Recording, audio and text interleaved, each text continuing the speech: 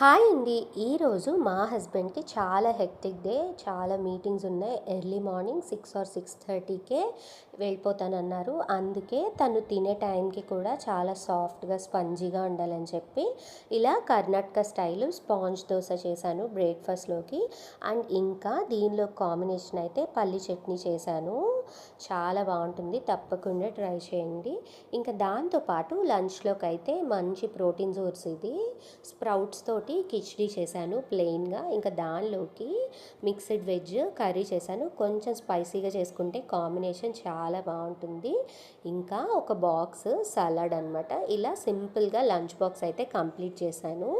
ఇంకా దాంతోపాటు 11 ఆర్ 12కి కొంచెం ఆకలేస్తే తాగడానికి ఈరోజు ఫ్రూట్ బదులు వాటర్ మిలన్ జ్యూస్ అయితే పెట్టాను. ఇలా జ్యూస్ చేసి డీప్ ఫ్రీజర్లో పెట్టేసి పెడితే తను తాగే టైంకి చల్లగా ఉంటుంది, కొంచెం రిఫ్రెషింగ్గా ఉంటుందని.